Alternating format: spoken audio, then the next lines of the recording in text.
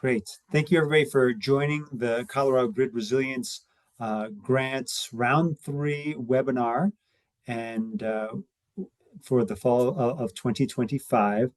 We have a special guest here today, Michael Levy from Baringa, who will be speaking after I speak for about the first half of this presentation about this new round of funding that is available. And we'll have time for questions at the end of my presentation, as well as the end of Michael's presentation.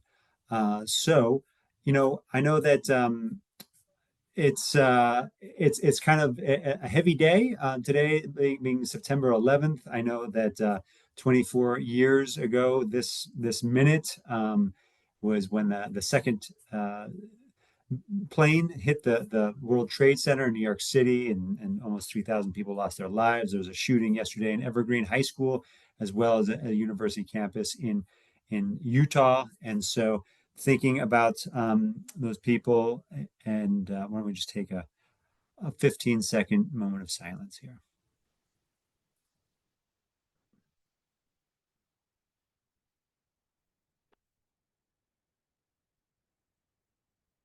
Okay, thank you. So just want to go ahead and share the agenda for today. And here, as I just mentioned, I'll be speaking about this third round of funding for the Grid Resilience program, which we have open the grid hardening for small and rural communities, as well as the advanced grid monitoring program. Talk about the application materials, criteria, and compliance. And then I'll kick it over to Michael Levy, who is a contractor for the Department of Energy, who has been working on a great program called the Grid Resilience Analysis and Climate Change Impacts, also called GRACE. So he'll be talking about some different reports that they've put together for Colorado in particular, but they've also put together some reports for all 11 Western states. So there's a grid resilience report, state of the grid report, and then resilience risk framework. So this is really a great set of documents and that you can use as you're applying for these grants to help prioritize your capital investments and thinking, about future impacts that might happen on the grid. So great. Let's see. So moving forward, I just want to give an overview here. So we have this funding is from the IIJA section of the Infrastructure Investment and Jobs Act of 2021.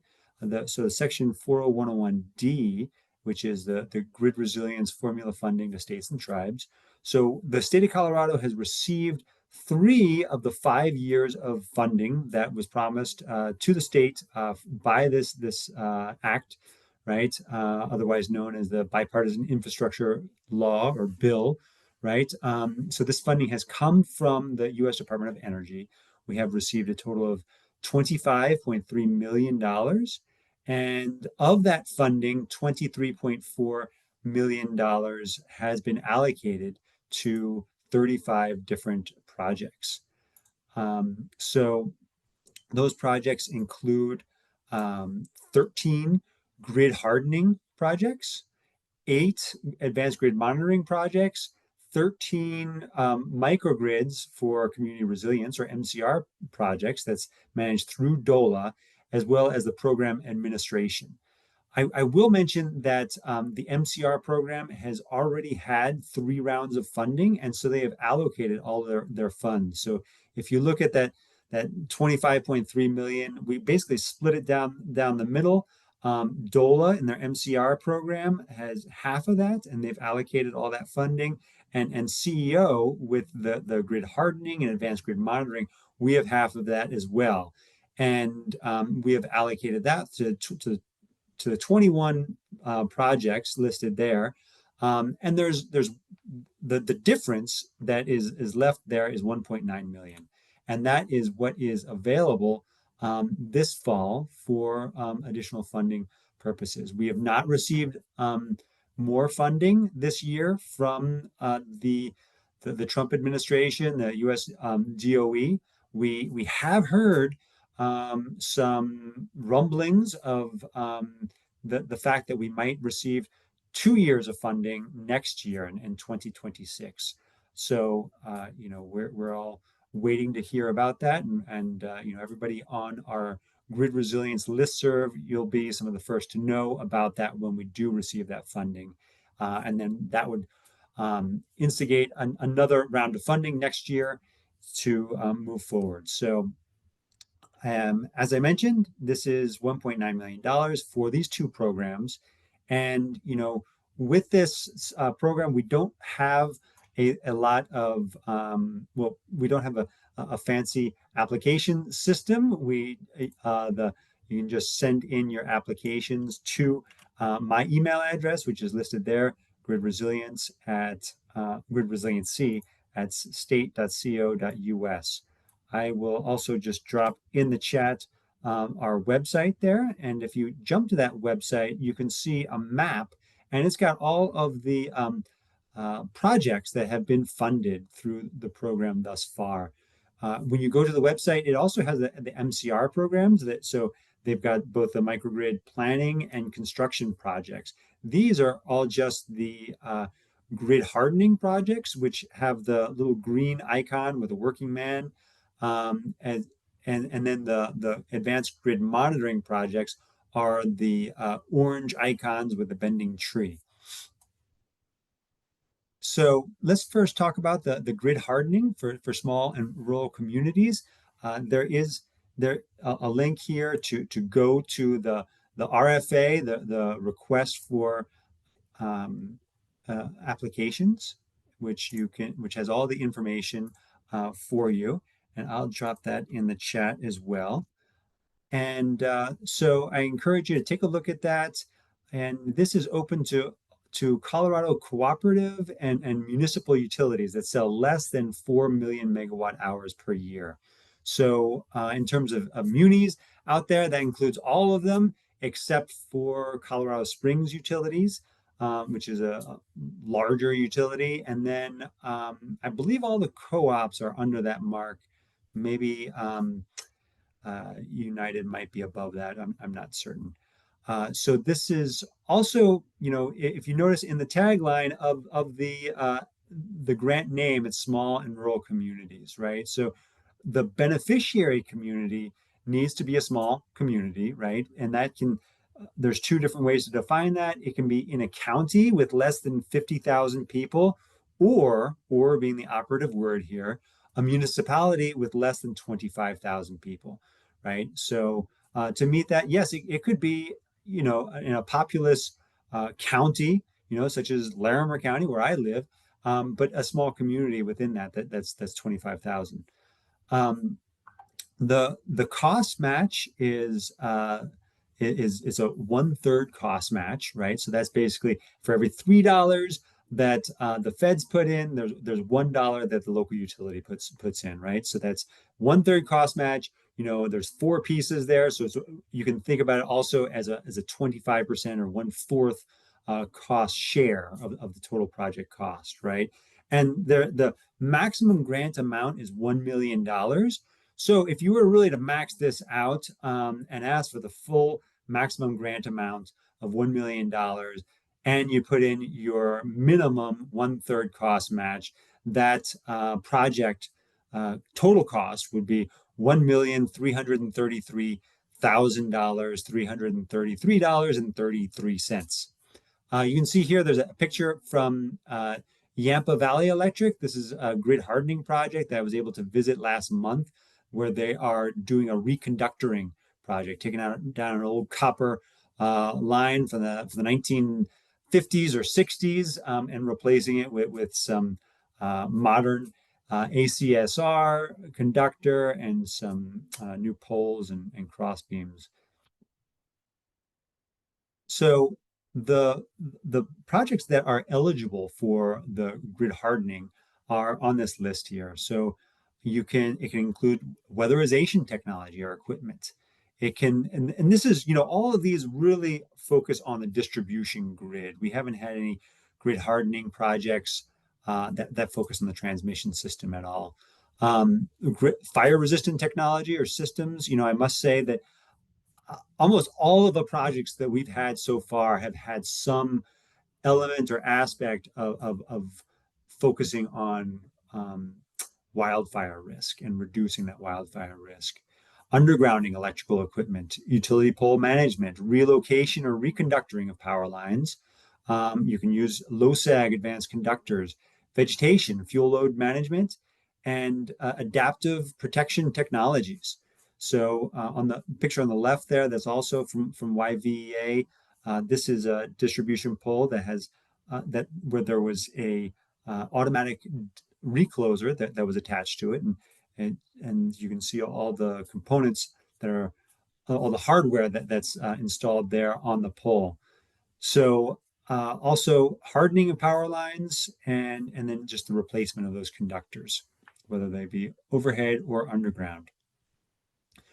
Then we'll shift over to the advanced grid monitoring program, and that is open to all Colorado electric utilities. And so we did have one of our large utilities, Tri-State Generation and Transmission, submit an application in our first round, and they're currently doing a project with the grid monitoring where they are collecting satellite imagery from a contractor overstory to help them in their vegetation management program. So here is I'll just drop in the chat, there's the RFA for the Advanced Grid Monitoring Program. So the cost match here for the smaller utilities, it's the same with that 1/3 cost match. And so really that 4 million megawatt hours is kind of a threshold, right? So above that threshold, and that's really a smaller amount of utilities in the state. I believe it includes Excel, Tri-State, CSU, and Platte River. Those are the bigger utilities that would meet that would be above that threshold. And so that's a 100% cost match, or a 1-to-1, or a 50% cost share, right? The maximum grant amount for these programs is $50,000, or I'm sorry, $500,000.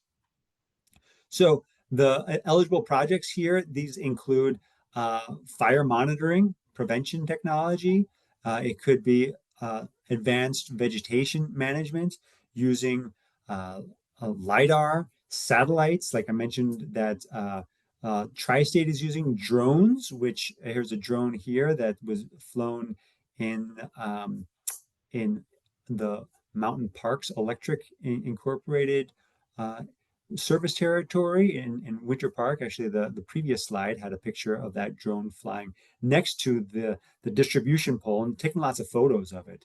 Pretty neat, because what they're doing, actually, the city of Ray is doing the same thing, but they're collecting all this data, all these photos, and the linemen actually have that information on their phones when they go out to the site, and they don't now, but they will soon. And they look at a pole, and they try to figure out what the issues are, and it can give them all those images from above, which we know is where most of the damage happens to the utility equipment. So it can also be distribution pole sensors, smart meters, advanced metering technology, or AMI. If anybody's found any AMI meters that are made in America, I'd love to know, because the city of Ray is working on a project like that, and it seems like the Build America, Buy America might be a little bit of an issue. Grid modeling, Yampa Valley is working on a project there, weather stations, and high definition cameras. And those can be, mounted on mountaintops or cell phone towers to do early detection of wildfire. So application. One thing I should mention here also is that this is a smaller amount of funding that we were able to provide in the first 2 rounds in 2023 and 2024, mainly because we did not get an allocation this year, and this is just leftover funding. So, you know, whereas in those past 2 years, we had $4 million that went towards the grid hardening program and 2 million towards the advanced grid monitoring. This year we had the 1.9, and we're just putting them together, right? So you can we'll be evaluating all of those as a group. So when you send in your application, if you choose to apply, uh, again, it's due on November 3rd. First, you include all of these different components, right? There's a narrative, and I'm a former school teacher, and so it's all about the criteria. Use the criteria as a guide, and that's on the next slide, right? Because that's what our state level selection team committee uses. We use that criteria to evaluate the narratives to select the ones that we will advance and send to DOE. Next, there's the budget justification. This is an Excel spreadsheet that is specific to this program, and it's got all the subcategories in there.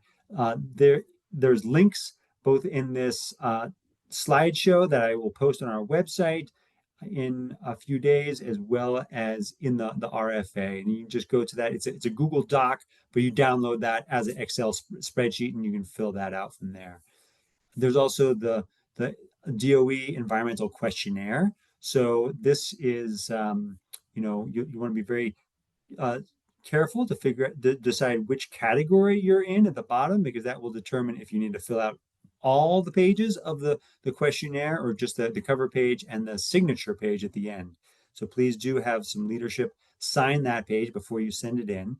Then there's the Resilience Project subaward notification form, right? So this you can copy and paste some of your information from the narrative onto this form. This is a federal form, so we send this on to the DOE, right? And then, one thing that is different is on the last 2 pages of that, there are build metrics and impact metrics, which you'll have to select, right? So those are what we will, check in with you on a quarterly or annual basis to see how the project is coming and what the impact has been. Don't sign that subaward notification. That is for me to sign if we select your project to advance to the federal level. Then there's a cost match commitment letter, and that can be signed by senior leadership or financial leadership in your organization, just saying that you've got that money that you can put forward towards the cost match. Last thing is the Build America, Buy America letter. So it would be great to have a materials list and know what the country of origin is for those materials that you're planning on using. We'll talk more about BABA in a moment, but this is that criteria that I was just talking about in terms of the narrative and how you want to organize your narrative.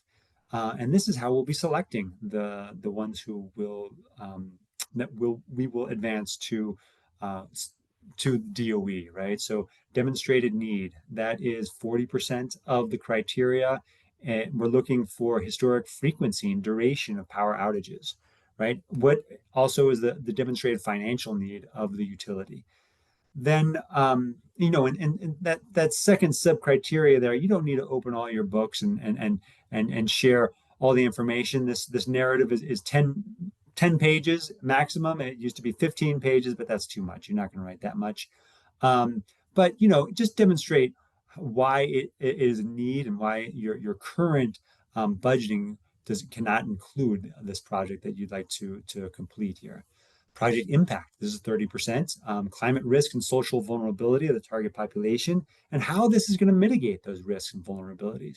We've got a great website called EnviroScreen that I encourage you to take a look at, and that also some of the information that Michael will be sharing here in a few minutes might help with this as well. Labor impact, we want to know that you've got strong labor standards, um, and then project readiness. Um, so we want to know that you have that you're ready to go with this project. And I will also drop in the chat here the link to the Enviro screen, so you can take a look at that. Let's see. Next, so here's that BABA, Build America, Buy America. We most of our recipients, sub-recipients from 2023, our first round, they were ready to go. They said, "Yeah, we are BABA compliant." Just thinking about the big items, your conductors, your conduit, your automatic reclosers, right? Those are all made in America. Great, ready to move forward. But really, it's a lot more comprehensive than just that. So, materials that need to be made in the USA include all iron and steel, all manufactured products, or at least 55% of the total cost of those components. And if you're able to figure out how to identify the 55% of the cost of a component that's made in the US and the other 45% might be made somewhere else, please let me know how you do that. I'd be interested. Also, all construction materials. So this is one thing that a lot of our grid hardening projects ran into because they're big ticket items. They're good to go, but then there's all the, um, for example, this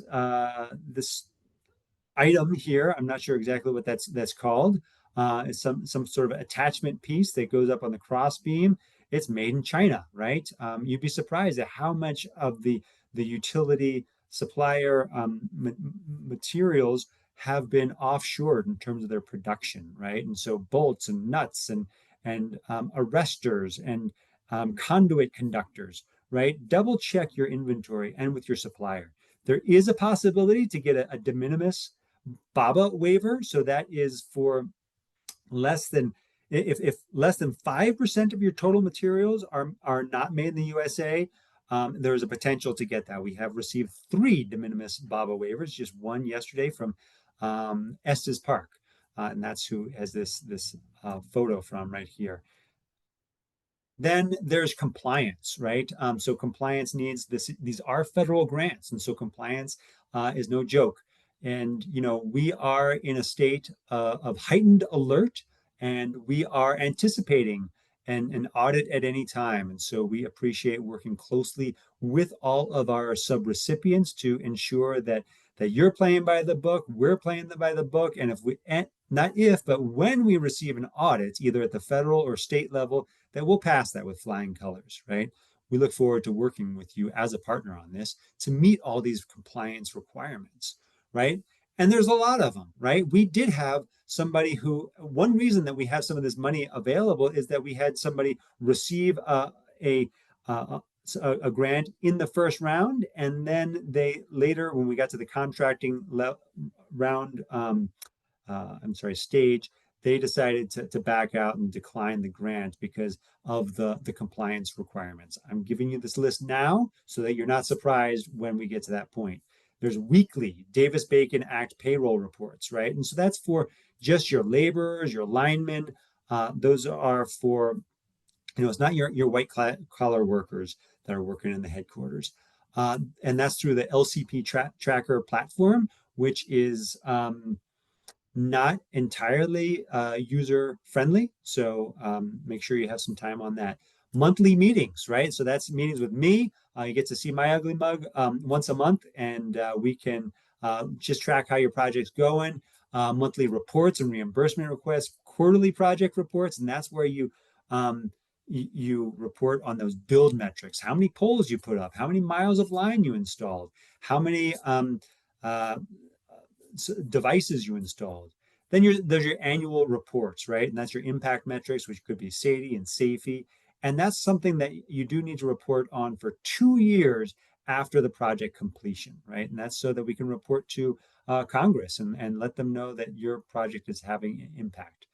So briefly, here is just a rundown of what the application process looks like. Hopefully, you've already downloaded those RFA documents. So you prepare and submit all that documentation by November 3rd. And then we have a team. So that, yeah, we'll have a team that reviews those. That will be in the November, December timeline.